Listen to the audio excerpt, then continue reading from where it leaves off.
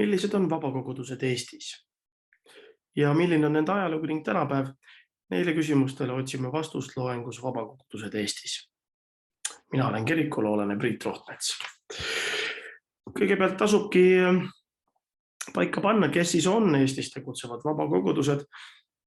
Need on suuremad ja väiksemad usukogukonnad, evangeeliumi kristlased ja baptistid, metodistid ja adventistid. Nad kõik jõudsid Eesti alale 19.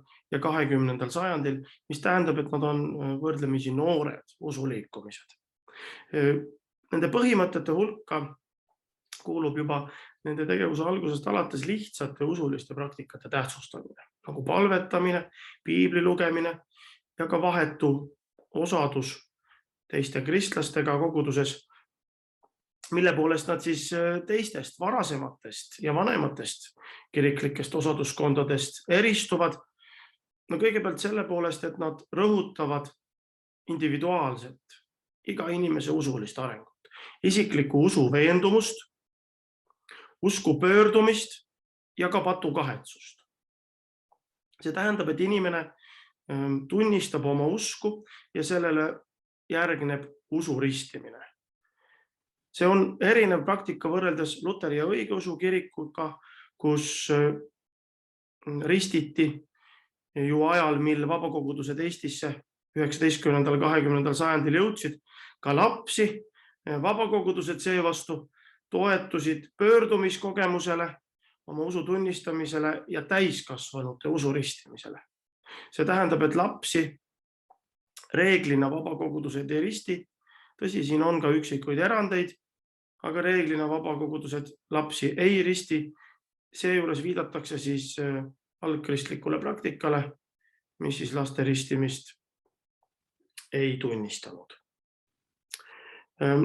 Tegemist oli algusest alates võrdlemisi väikeste usukogukondadega ja nii saadi ka tihedalt läbi ning koos käia ja usku tunnistada. Seetõttu ka selline vahe tegemine senise usulise eluga ja senistest usulistest traditsioonidest priiks tunnistamine kuulus nende usukogukondade juurde ja seetõttu viidatakse neile sageli ka kui vabakogudustele või priikogudustele või ka priiusulistele kogudustele. Rõhk on just kogudusel kui usuelu keskkohal ja just enese priiks tunnistamisel senistest usulistest traditsioonidest. Nii et see on siis ühelt poolt selline koguduslik liikumine ja teiselt poolt siis prii või vaba liikumine. Samas jõudsid need usukogukonnad ju Eestisse 19. sajandil, mõni ka 20. sajandi algul. Ja toona oli ühiskond ju valdavalt ikka luterlikule enesemõistmisele toetuv. Tõsi, 19. sajandil lisandus siia ju ka veel õigeusu perspektiiv. Seetõttu nimetati neid vabakogudusi avalikkuses ka õigest õpetusest ja kirikupraktikast kõrvalekaldujaks. Ja seetõttu ka lahkusulisteks. Nad justkui lahknesid senisest usulisest traditsioonist ja vaat see viide lahkusule on tegelikult käibel ka veel kogu 20. sajandi vältel ja ega ta ei ole tegelikult kõnepruugist kadunud praeguseni. Kui me nüüd heidamegi pilgu sellele ajaloole 19. sajandist alates kuni praeguseni, siis me näeme, et need liikumised, mis Eestisse jõuavad, on reeglina protestantliku ehk siis Luteri reformatsiooni tagajärjel tekkinud kirikliku taustaga või siis anglikaani ehk siis Briti saartelt võrsunud usuliikumiste taustaga liikumised.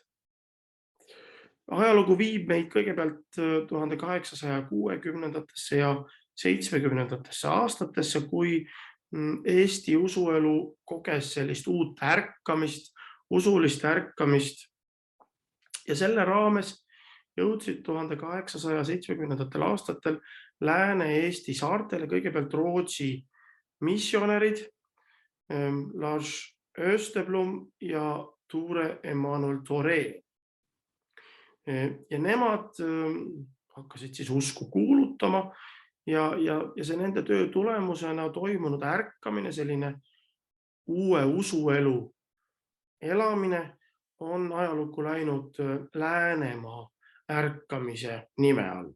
Seda loetakse ka ühtlasi vabakogudusliku liikumise alguseks Eestis. Kõigepealt tegutsesid nad Vormsi ja Noarootsi rannarootslaste seas ja sealt siis edasi liiguti ka Hiiumaale, Lääne-Eestisse, Pärnumaale. Rajati ka oma seminar, kus hakati pidama palvetunde. Tõsi, paljuski jätkati Luteri kiriku rüppes tegutseva vennaste koguduse traditsioone. Ka palvemajad, mida rajama hakati, ka need said mõjutusi just vennaste kogudusest, aga olulise verstapostina eralduti Luteri kirikust. Kui vennaste kogudus oli püsinud ka äratusliikumisena Luteri kirikus, siis vabakogudused eraldusid, hakkasid pühitsema omaette armulauda ehk püha õhtu söömaaega ja juba üsna liikumise algusest hakati tegelema laste ristimise küsimusega, mis 19. sajandil põhjustas ka usumaastikul võrdlemisi suure tormi, nii et sellest kujunes võrreldes teiste uskondadega vabakoguduste selline firmavärk. See, mis neid eristas, nad ei hakanud lapsi ristima. 1882. aastal viidi esimene selline ristimine, täiskasvanute nõndanimetatud usuristimine ehk isikliku usuveene alusel toimunud ristimine Ridalas esmakordselt läbi ja korraldati siis ka püha õhtu söömaaeg. Ja see on ka ühtlasi vabakoguduste iseolemise algus. See oli väga uuenduslik samm omas ajas, sest seni oli ju inimeste usuline kuuluvus olnud reeglina ikkagi tavapäraselt sünnijärgne. Nüüd siis hakkasid inimesed ennast ise usuliselt määrama ja see oli ka vahetegemine senise ühiskonna ja uue usukogukonna vahel. See oli seotud terve rea rituaalidega, alustades avalikult koos teiste vendade ja õdedega usu kuulutamisest, lõpetades ka kõiksugu väliste märkidega. Näiteks alkoholist loobumise, ehetest loobumisega, värvilistest riietest loobumisega. Nii et see vabakogudusega liitumine muudeti selliseks pöördumiskogemuseks, väliselt nähtavaks kogemuseks. 1884.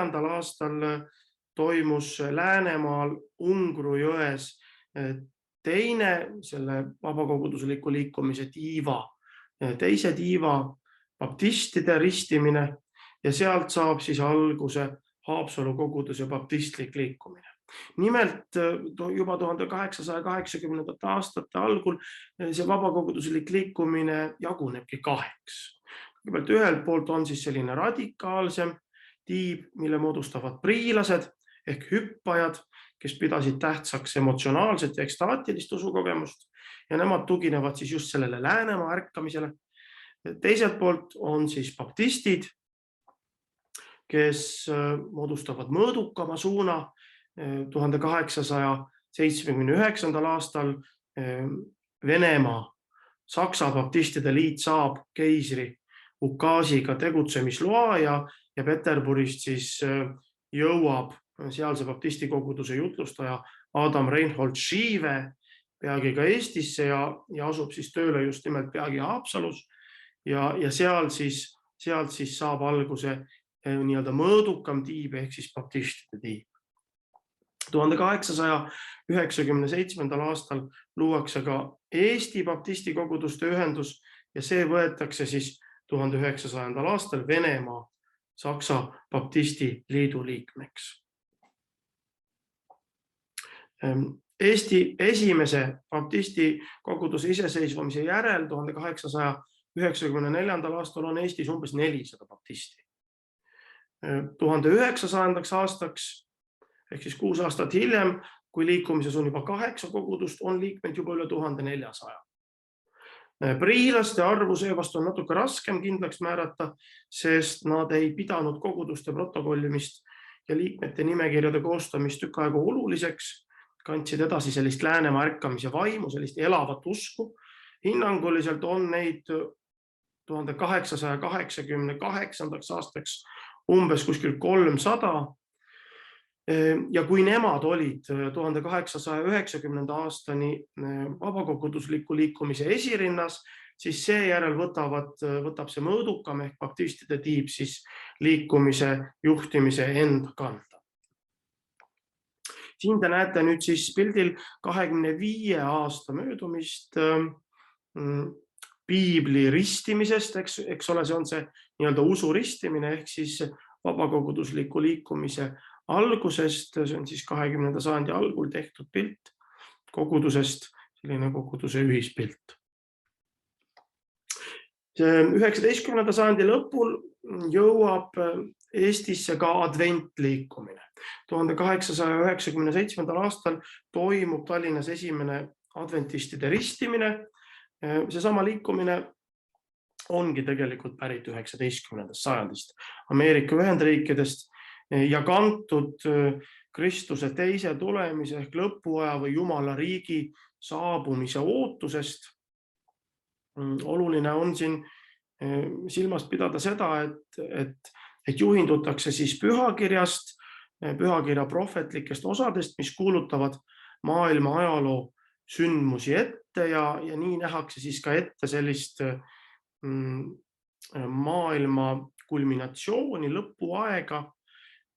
Ja sellele lõpuajale annab siis piibel oma prohvetlikes raamatutes justkui sellise vihje, et kuidasmoodi käituda, kuidasmoodi kulgeda, millised sündmused sellele lõpuajale eelnevad. Just see advent, just see ootamine on ka ju selle liikumise nimes olemas.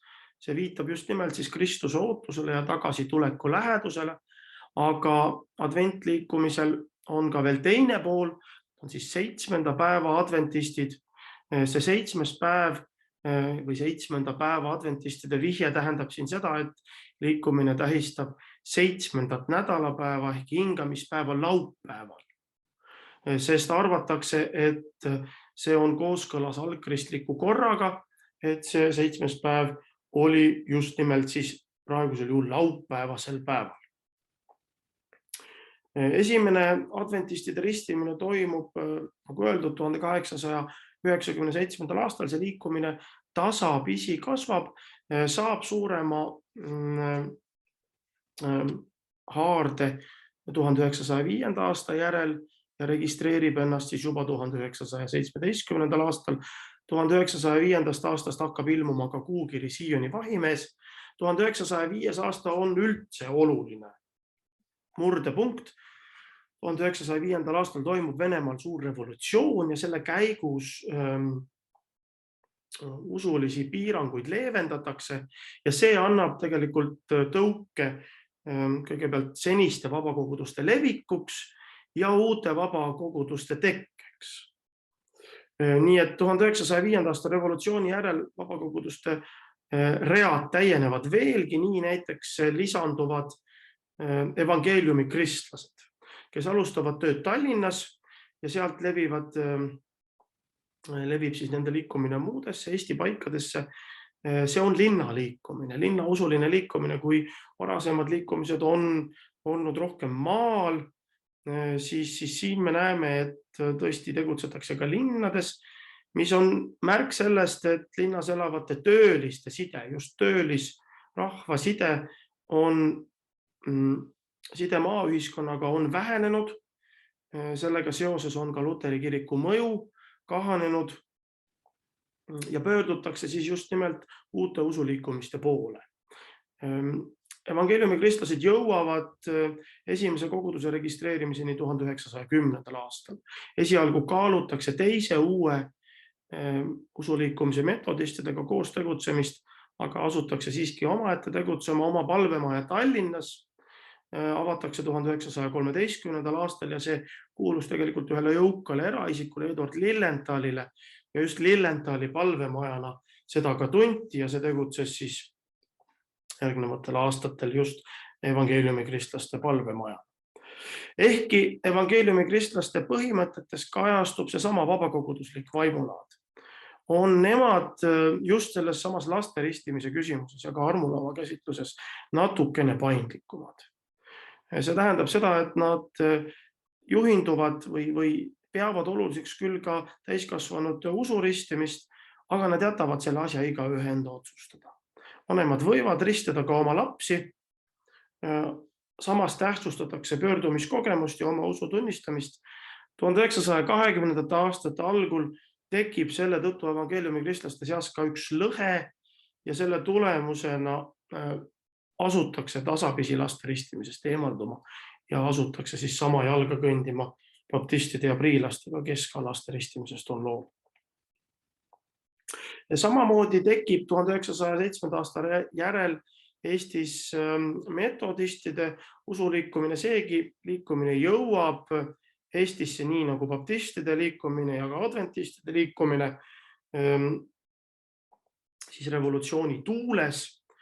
Metodism on liikumine, mis on pärit tegelikult juba 18. sajandist ja on pärit siis anglikaani keskkonnast ehk siis Inglise kiriku usulisest traditsioonist, kui siis 18. sajandil asusid vennad Charles Wesley ja John Wesley palveringi pidama, kus nad siis järjekindlalt kristlike põhimõtete järgi soovisid elada ja pühakirja uurida. John Wesley oli kusjuures ka anglikaani kiriku preester, temast sai liikumise juht ja murdepunktiks loetakse siin 1738. aastat, kui John Wesley sai ilmutuse ja hakkas siis aktiivselt evangeeliumi kuulutama. See selline süstemaatiline kristlike põhimõtete järgi elamine kajastub ka nende nimes. See on esialgu küll pilke nimi, aga just selline metoodilisus kristlike elupõhimõtete järgi elamisel kajastub siis ka nende usunenduse nimes. 1910. aastal jõuavad nemadki esimese koguduse registreerimiseni, aga tegevus on tegelikult alanud juba 1907. aastal, kui siis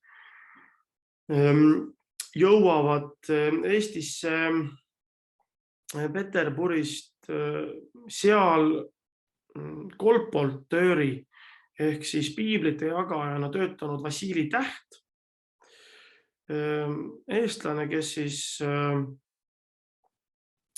on Peterburis elanud ja tema hea sõber Karl Kuum, kes siis Tähe kutsel tuleb temaga kaasa piibleid jagama ja usku kuulutama ja koos võeti ette 1907. aasta juunis teekond Saaremaale, et seal siis kuulutustööga tegeleda. Saaremaa on ju olnud uute usuliikumiste suhtes väga vastuvõtlik, seal on 19. sajandil leidnud sooja vastuvõttu kõigepealt õigeusk ja ka hiljem vabakogudused, teised vabakogudused, baptistid.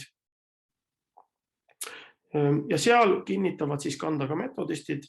1910. aastal liituvad emakogudusega siis mitmed liikmed, suureneb ka töötegijate hulk. Sellest saab siis tõesti Kuressaares selline omalaadne emakogudust, kust siis laienetakse ka mandrile. Nendega liitub ka Martin Priikask, keda te näete siin pildil paremal, kellest saab Eesti omariikluse ajal 1918. aasta järel siis juba metodistide juht Eestis. Just tema rahadega valmib 1912. aastal ka esimene pühakoda Kuressaares. Piiskopina juhib siis kirikut aga George Simmons. Siin te näete ka seda pühakoda Kuressaares, selline, nagu öeldud, siis mingil määral sellist pühakoda, aga teiselt poolt ka sellist taluarhitektuuri markeeriv hoone. Kui me nüüd vaatame seda omariikluse aega, siis see on usuvabaduse tingimustes vabakoguduste leviku mõttes väga aktiivne aeg. Aktiivne koguduste arvu kasv, liikmeskonna kasv ja ka palvemajade ehitamise kasv, arvu kasv. Kõigepealt, kui me heidame liikmeskonna arvukusele pilgu, siis me näeme, et baptistid kui kõige arvukam vabakoguduslik liikumine 1919. aastal on siis 25 kogudust ja pisut üle 2600 liikme. 1939. aastaks 51 kogudust ja üle 7500 liikme. Siia hulka tuleb veel arvestada lapsed ja noored, keda ei ristitud ja keda siis liikmeskonna hulka seetõttu ka ei loeta. Nii et kokkuvõttes on liikmeskond pisut üle 10 000. Adventistide hulgas täpselt samamoodi kasv, küll väiksem usuliikumine, aga siiski kasv 1940. aastaks võrreldes siis 1920. aastate algusega sisuliselt kahekordne. Samamoodi ka metodistid saavad tuule tiibadesse Eesti omariikluse ajal. Kõigepealt liigutakse siis juba pisut enne omariiklust mandrile. 1912. aastal asutatakse kogudus Tapal ja Eesti omariikluse, Eesti riigi loomise järel siis juba kogudused Haapsalus, Rakveres, Pärnus, ka Tallinnas ja Tartus, nii et selline aktiivne koguduste võrgustiku loomine. Ja see kajastub tegelikult ka pühakodade ehituses, sest just vabakogudused on kõige aktiivsemad pühakodade ehitajad 1920–30. aastatel. Baptistid suudavad 2 aastakümne jooksul ehitada lausa 29 pühakoda, evangeeliumi kristlased 13, metodistid 11, priikogudused 6 ja adventistid 4 uut pühakoda. Pühakodade ehitus omakorda on märk missionitööst. Sellest, et aktiivselt missioneeriti, kuulutati oma usku. Adventistid panevad siin aluse kolportööri tööle ehk siis piiblite ja muu kristliku kirjanduse jagamisele ja jagajate ametile. Muidugi tutvustatakse selle käigus ka oma usu põhitõdesid. Tegeldakse ka hariduse andmisega. Baptistid avavad 1922. aastal oma jutlustajate seminari. Adventistidel tegutseb 1930. aastate lõpus samuti Eesti 7. päeva adventkoguduste usuteaduse kool, mis keskendub missionitöö ja koguduse töötegijate koolitamisele. Võõras pole ka see, et omavahel liituda. Liitumist kaaluvad mitmed vabakogudused, aga sellest ei tule kahjuks nii vaimulaadi kui ka siis teatavate usuliste eripärade tõttu kahjuks midagi välja. Küll aga tehakse koos palju sotsiaalhoolekande vallas. Sotsiaalhoolekande vallas tõesti näidatakse üles suurt aktiivsust. Baptistidel on Haapsalus ja Kärdlas näiteks lastekodud. Metodistid rajavad 1930. aastatel Tartus heategevusorganisatsiooni Ühisabi, kus jagatakse tasuta toitu, tegeldakse mitmete selliste heategevate projektidega. No siin te näete nüüd näiteks mõningaid palvemaju, mida ehitati, baptistide palvemaja Haapsalus, adventistide selline moodne Arnold Matteuse projekteeritud pühakoda Tartus. Ja siin näited siis ka vaimulaadist, kuidas siis kasutati palju ka koguduse laulu ja baptistide seas ka keelpille, siin siis mandoliinid koguduse muusikatöös ja jätkuvalt siis selline nii-öelda usuristimise praktika, mida tehti siis vette kastmise kaudu ja mõnigi kord seda viidi läbi siis vabas õhus, nagu te näete siin Adam Poodin 1920. aastate lõpul teeb. Ja tõesti ka siis aktiivne laste ja noorte töö oli vabakogudustele omane. Lapsed on siin siis saanud kõik endale piiblid. Nõukogude aeg sellise aktiivse usulise tegevusega silma paistnud vabakoguduste mõjus võrdlemisi raskelt, sest nõukogude võim oma repressiivse loomuga võttis ka vabakoguduste tegevuse piiramise sihilikult ette. Nad olid võimudele pinnuks silmas. See tähendas ühelt poolt seda, et kogudustelt võeti hooneid ära, mille tulemusena liikmeskond kahanes ja teiselt poolt hakati siis nüüd sunniviisiliselt erinevaid vabakogudusi liitma. Neist kõige olulisem ja suurem liitmine, mis siis toimus, oli Eesti evangeeliumi kristlaste baptistide koguduste liidu loomine. Sinna koondati siis kokku mitu erinevat uskonda. Baptistid, kõige suuremana priilased, evangeeliumi kristlased ja ka väiksema usukogukonnana nelipühilased. Ja see liit omakorda siis allus Moskvas asuvale evangeeliumi kristlaste baptistide üleliidulisele nõukogule.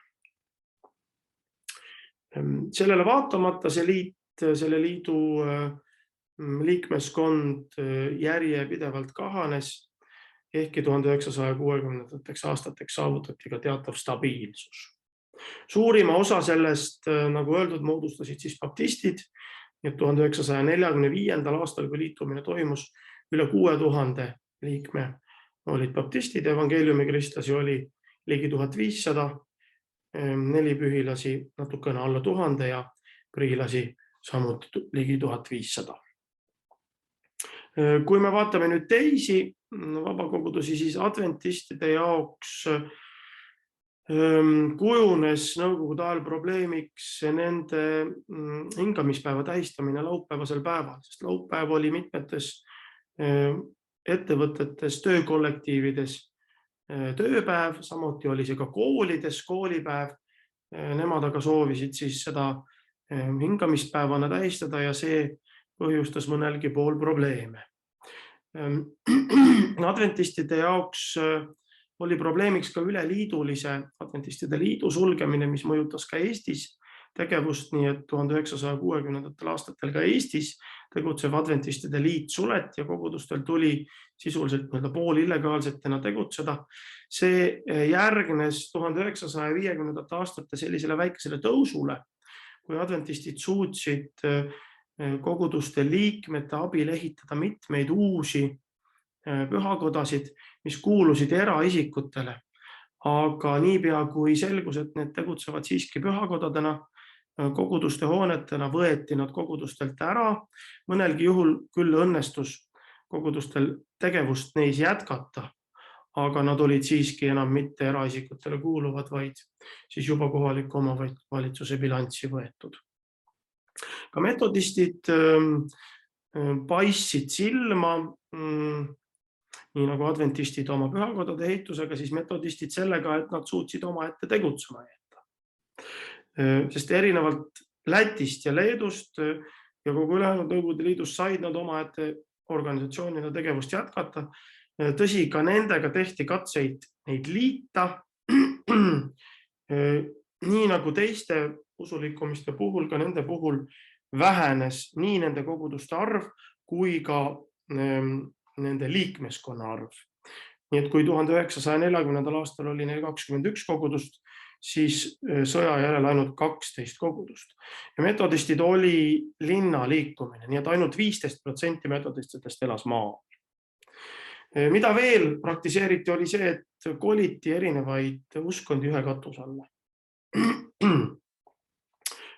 Näiteks sage on see, et adventistid ja metodistid pidid tegutsema ühes pühakojas, Tallinnas näiteks Merepuiesteel asuvas hoones, samamoodi ka Pärnus, Karja tänaval asuvas hoones. Kõige suurem ühinemine viidi aga läbi evangeeliumi kristlaste baptistidega.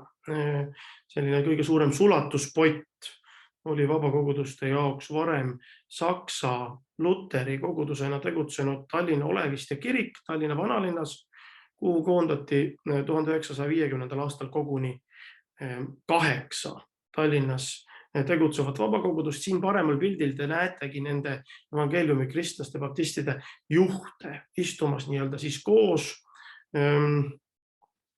Neid oli küll nii üheskoos lihtsam kontrollida ja koguduselt sai ju teistelt kogudustelt, kes siis sinna Olevistesse koguti, sai võtta ka nende senised hooned, aga ega see liitumine tegelikult ülearu lihtsalt ei läinud, tuli teha kompromisse õpetusküsimustes, vaimulaadis. Ja see tegelikult põhjustas nende usulikumiste vahel ka veidi pingeid, sest mitmedki põhimõttelised küsimused, ka see lastaristimise küsimus, mis evangeeliumi kristlaste jaoks ei olnud jätkuvalt nii põhimõtteline küsimus kui teiste jaoks, valmistas probleeme, nii et 1978. aastani evangeeliumi kristlased ja baptistid toimetasid leivamurdmist ehk siis pühaõhtu söömaaega Tallinna Oleviste kirikus eraldi. Kui me nüüd vaatame seda, et mis siis vabakogudustes toimus, siis 1960. aastatel, nagu öeldud, teatav stabiliseerumine. 1970. aastatel jõuab vabakogudustesse ka uus hulk noori, saab alguse ka selline muusikatöö. Noored, kes ei soovi nõukogude võimu poolt nii-öelda pakutavat ideoloogiat omaks võtta, saavad alguse kooriõhtud, saavad alguse siis erinevad usulised õhtud, lauldakse, peetakse ettekandeid, arutletakse religiooni üle. Selle tulemusena sündinud liikumist tuntakse seal samas Olevistes, siis alguse saanud liikumist tuntakse ka FATA ärkamise all. Metodisti koguduses samal ajal sündis gospelansambel Seela, mis ka siis kasutab just uut muusikat, ka löökriistu, elektripille. Seela külastab ka Eesti kogudusi, ühesõnaga tekib selline nii-öelda ka selline uus noori kaasav liikumine, ka noorte laagrid. See kulmineerub 1970. aastate lõpul, 80. aastate algul ka Nõukogude julgeoleku sekkumisega. Usuline elu küll elavneb, aga julgeolek hakkab üha enam seda pitsitama. Oluliseks impulsiks on ka välissuhted. Mõni kirikujuht saabub 1960. aastatel juba Eestisse tavalise turistina, aga elavneb see vabakoguduste välissuhtlus eelkõige ikka 1970. aastatel. 1971. aastal saavad Eesti metodistid kutse Ameerika Ühendriikides toimuvale metodistide maailmanõukogu konverentsile. Ja oluline on see, et 1984. aastal siin piltidelgi te näete, kuidas külastab siis Eestit kuulus Ameerika evangelist Billy Graham, kus siis paremal te näete, kuidas teda siis Tallinna lennujaamas õigeusu metropoliit Aleksius vastu võtab ja vasakul te näete teda siis kuulutamas ja jutlustamas Tallinnas. Murrangu ajal saabus just välissuhtluse toel Eestisse vabakoguduste abil ka palju sellist nii-öelda humanitaarabi ja muidugi see on aeg ka, kui vabakoguduste, nii nagu ka teiste usuliikumiste rüppe tuleb palju uusi inimesi, selline usuline elavnemine. See on ka huvitav aeg selle poolest, et võiks ju eeldada, et Nõukogude võimu käsul loodud evangeeliumi kristlaste baptistide koguduste liit laguneb kui selline nii-öelda sunniviisiline organisatsioon, aga nii see tegelikult ei juhtunud. 1989. aasta detsembris hoopiski see liit iseseisvub ja jääb kokku. Moodustatakse oma liit, tõsi, nende erinevate osade identiteet küll tugevneb. Hakatakse kõnelema taas iseomasest priilaste, vaimulaadist ja vagaduslaadist, aga sellele vaatamata organisatsioon jääb kokku ainult siis üks osa 4 pühilastest, sellest väikesest osast lahkub ja moodustab siis omaette kristliku 4 pühi kiriku, millega silma paistab juba evangeeliumi kristlaste baptistide koguduste liit murrangu ajal ja ka hiljem ja ka teised vabakogudused on selline aktiivne sotsiaaltöösektor, sotsiaaltöö humanitaarabi jagamine. Selleks moodustavad siis evangeeliumi kristlased baptistid organisatsiooni heategevusfondi Sõbra käsi, mis tegutseb praeguseni. See paisub nii suureks, et 1992. aastal antakse Sõbra käe vahendusel abi lausa 150 000 Eesti inimesele, nii toiduaineid, liidabi. Ja nagu öeldud, tegutseb see Sõbra käsi praeguseni ja tal on poed mitmes erinevas linnas. hakatakse tähelepanu taas pöörama ka koguduste järelekasvule ja ka noorte tööle, aga ka haridusele. Ka sellele, et kogudused vajavad töötegijaid. 1994. aastal asutab Eesti Metodisti kirik oma teoloogilise seminari. Evangeeliumi kristlastel ja baptistidel on samuti oma õppeasutus juba 1989. aastal taastatud. Siis see jutlustajate seminar, mis praegusel ajal kannab nime kõrgema usuteadusliku seminari nime, tegutseb ta siis praegu Tallinnas, aga tegutses taastamise järel aastakümnete jooksul kõigepealt Tartus. Kui vaadata seda statistikat, siis on näha, et kõige suurem vabakogudus on Evangeeliumi kristlaste baptistide koguduste liit 84 kogudusega ja ligi 6500 liikmega. Metodisti kirikul on 25 kogudust ja ligi 1600 liiget ja 7. päeva adventistide koguduste Eesti liidul 20 kogudust ja ligi 1300 liiget. Nagu öeldud, siis aktiivse noortetöö tegijana on pööratud tähelepanu ka missioonitööle, uute koguduste asutamisele, aga on tulnud ehitada ka uusi pühakodasid. Seda eriti nendel usuliikumistel, kelle pühakodade saatus nõukogude ajal on olnud võrdlemisi kurb. Kõige kurvem neist kolmest on olnud metodistide saatus, kes on siis ehitanud mitmeid uusi pühakodasid. Nii näiteks näete siin paremal siis uut koguduse hoonet Pärnus 1995. aastal valminud Agape keskust. Ka Tallinnas siis vasakul asuvad siin hooned 2000. aastal, ka Tartus 2003. aastal valmis uus kirik. Taastatud on samuti mitmeid nõukogude ajal kogudustelt ära võetud hooneid. Siin te näete siis adventistide kogudushoonet, mis sai ka juurdeehituse ja torni. Ja nagu öeldud, siis silma on paistnud need liikumised just aktiivse noortetöö poolest. Korraldatakse erinevaid laagreid, kokkusaamisi, tegutsevad kogudused ka veebis, nii et see koguduse töö ei toimu mitte ainult siis sellises tavapärases pühakojas kooskäimise vormis ja käiakse koos ka vabas õhus. Siin te näete ühte sellist moodsat 3D kogudust, mis siis tegutseb Evangeeliumi kristlaste baptistide liidu rüppes ja siin siis üks selline 3D koguduse korraldatud võimaluste festival 2018. aasta suvel. Siin te näete siis ristimistalitust. Selline on lühidalt ülevaade Eesti vabakoguduste ajaloost ja tänapäevast. Aitäh kuulamast ja vaatamast!